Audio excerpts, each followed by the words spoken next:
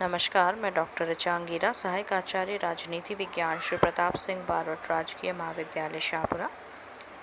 आज हम बात कर रहे हैं भारत छोड़ो आंदोलन के बारे में। इस आंदोलन के लिए विभिन्न परिस्थितियां उत्तरदायी रही। भारतीय नेताओं और जनता के बढ़ते असंतोष को रोकने और ब्रिटिश उदारवादी पक्ष को प्रस्तुत करते हुए भारत शासन अधिनियम 1935 को पारित किया गया। लेकिन अब तक के अन्य ब्रिटिश वादों की तरह ये अधिनियम भी भारतीयों की आकांक्षाओं और आशाओं पर खरा न उतर सका। इसका अधिनियम का दूसरा पहलू ये भी था कि कांग्रेस ने अधिनियम के प्रावधानों के अनुसार चुनाव में भाग लिया। 11 में से 8 प्रांतों में मंत्रिमंडल का निर्माण किया, जिससे उन्हें शासन का अनुभव भी हुआ। उन्होंने अपने जन कल्याणकारी कार्य भी किए, परंतु कांग्रेस के लिए ब्रिटिश शासन के अधीन अनेक प्रतिबंधों के साथ ये थोड़ी सी सत्ता स्वीकार नहीं हुई। उनका लक्ष्य था पूर्ण स्वतंत्रता, साथ ही अधिनियम की शर्तें भी उत्साहजनक नहीं थी। इसका परिणाम यह हुआ कि 1939 में सभी कांग्रेस मंत्रिमंडलों द्वारा इस्तीफे दे दिए गए और विदेशी शासन से पूर्ण मुक्ति के लिए प्रयास किया जाने लगा। 1 सितंबर 1939 को जर्मनी के पोलैंड पर आक्रमण के साथ ही द्वितीय विश्व युद्ध प्रारंभ हो गया। इंग्लैंड ने जर्मनी के विरुद्ध युद्ध की घोषणा की तथा यह भी निश्चित किया कि भारत जर्मनी के विरुद्ध ब्रिटेन को युद्ध में सहयोग करेगा। ऐसी घोषणा करने से पहले न तो भारत की केंद्रीय तथा प्रांतीय विधान परिषदों से सलाह ली गई और न ही भारतीय जनता व नेताओं को विश्वास में लिया गया था। ये भारतीयों के आत्मनिर्णय के अधिकार की अवहेलना थी। कांग्रेस युद्ध में तभी सहायता करना चाहती थी जब ब्रिटेन युद्ध के उद्देश्यों को प्रकट करे और युद्ध के पश्चात भारत को स्वतंत्रता प्रदान करे, परंतु इस संबंध में ब्रिटिश सरकार द्वारा कोई आश्वासन नहीं दिया गया तथा औपनिवेशिक स्वराज देने का ही अपना वादा दोहराया। यह स्पष्ट होता जा रहा था कि ब्रिटिश सरकार सहज रूप में स्वेच्छा से भारतीयों को सत्ता व स्वतंत्रता प्रदान नहीं करेगी।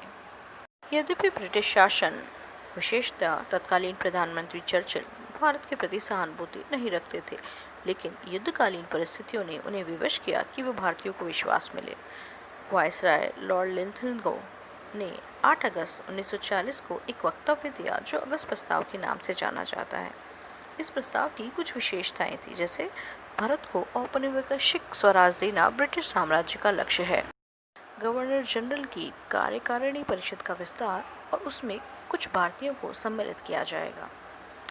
भारतीय संविधान के निर्माण की प्रमुख जिम्मेदारी भारतीयों की ही है। युद्ध परामर्शदात्री समिति की स्थापना की जाएगी।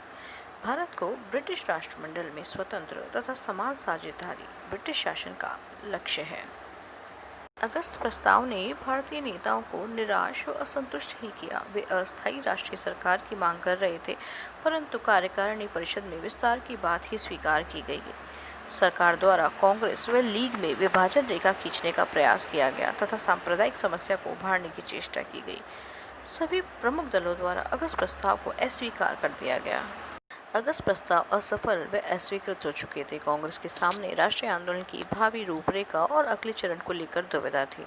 पंडित नेहरू व राजगोपालाचारी, जो गांधी जी का असहयोग व अहिंसावादी सिद्धांतों के प्रति असहमति व्यक्त कर चुके थे, अंग्रेजी रुख से निराश थे तो तब गांधी जी से ही मार्गदर्शन चाहते थे। 15 सितंबर 1940 को बम्बई में कांग्रेस कार्य समिति की बैठक में गांधी जी को सविनय अवज्ञा आंदोलन प्रारंभ करने का अधिकार दे दिया गया। 17 अक्टूबर को सीवे सत्याग्रह पवनार से प्रारंभ हुआ। प्रथम सत्याग्रही के रूप में गांधी जी ने विनोबा भावे को चुना। नेहरू जी ने विनोबा जी का अनुसरण किया व दूसरे सत्याग्रह के रूप में स्वयं को प्रस्तुत किया, परंतु दोनों को ही बंदी बनाया गया। मौलाना आजाद और सरदार पटेल सहित अनेक कांग्रेसी नेताओं को गिरफ्तार कर लिया गया। यद्यपि यह आंदोलन अनुशासित था, अहिंसात्मक था, फिर भी दिसंबर 1941 तक लगभग 20,000 सत्याग्रही जेल में पहुंच चुके थे। यह आंदोलन प्रतीकात्मक तथा नैतिक विरोध तक ही सीमित था। यह स्पष्ट हो चुका था कि गांधी जी की राष्ट्रीयता की भावना जनता में प्रज्वलित करने व जलाए रखने में सफल हुए। वह युद्ध की परिवर्तित स्थितियों ने ब्रिटिश शासन को अपने रुख में परिवर्तन करने पर विवश कर दिया। मित्र राष्ट्रों की स्थिति लगातार कमजोर होती जा रही थी। जर्मनी ने रूस और जापान ने अमेरिका पर आक्रमण कर दिया था। जापान अपनी विजय और सफलता की ओर लगातार बढ़ रहा था। ऐसे में ब्रिटिश सरकार के लिए भारत का सहयोग प्राप्त करना अवश्यंभावी हो गया, ऐसा सहयोग जो स्वेच्छा से दिया गया हो। इसका परिणाम ये हुआ कि राजनीतिक बंदी छोड़े जाने लगे। नेहरू जी, मौलाना आजाद को भी रिहा कर दिया गया। इसलिए बारदोली अधिवेशन में आंदोलन को समाप्त करने का निश्चित किया। युद्ध की परिस्थितियों ने ब्रिटेन को भारत के संबंध में पुनर्विचार करने के लिए विवश किया। पर्ल हार्बर में अमेरिकी नौसेना पराजय का मुंह देख रही थी। जापान आश्चर्यजनक रूप से सफलता के झंडे फहरा रहा था। बर्मा में भारत की सीमा तक आ पहुंचा था। ऐसी स्थिति से निपटने के लिए भारत में राजनीतिक गतिरोध समाप्त करना जरूरी था। 7 मार्च 1942 को जापान ने रंगून पर भी अधिकार कर लिया। उसके 4 दिन बाद ही ब्रिटिश शासन ने भारतीय समस्याओं के समाधान के लिए नवीन प्रस्तावों सहित सर स्टैफर्ड क्रिप्स को भारत भेजने की घोषणा की। क्रिप्स मिशन ने जो प्रस्ताव रखे उसका 2 पक्ष था: तात्कालिक अनंतरिम प्रस्ताव तथा युद्धोपरांत दीर्घकालीन योजना। अनंतरिम योजना के अनुसार युद्ध होते रहने तक सुरक्षा विभाग ब्रिटिश शासन के अधीन रहेगा तथा अन्य सभी विभाग भारतीयों को सौंप दिए जाएंगे। उसके द्वारा ही भारत के नैतिक तथा भौतिक स्रोतों का संगठन किया जाएगा तथा ये दायित्व भारतीयों के सहयोग से संपादित किए जाएंगे। युद्धोपरांत व्यवस्थाओं में युद्ध समाप्ति के पश्चात भारत को स्वतंत्रता देने का वायदा शामिल था।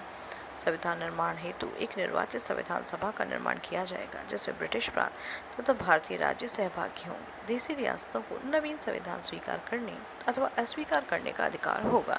इस प्रस्ताव भी भारतीय जनता को कोई तात्कालिक उम्मीद नहीं दे पाया। नेहरू जी ने इसको अस्वीकार किया। गांधी जी ने टिप्पणी की कि ये प्रस्ताव दिवालिया बैंक के नाम भविष्य की तिथि में बनने वाला चेक है। मुस्लिम लीग भी इस प्रस्ताव से संतुष्ट नहीं थी क्योंकि इसमें पाकिस्तान की मांग को स्पष्ट स्वीकार नहीं किया गया था। अतः क्रिप्स प्रस्ताव अस्वीकार कर दिया गया। आज के अपने इस वीडियो में हमने भारत छोड़ो आंदोलन के पीछे जो उत्तरदायी परिस्थितियाँ थी या जो पृष्ठभूमि थी उस पर चर्चा की। अगले वीडियो में हम भारत छोड़ो आंदोलन का क्या कार्यक्रम रहा, उसका क्या महत्व था और क्या कमियां थी, इस पर चर्चा करेंगे। धन्यवाद।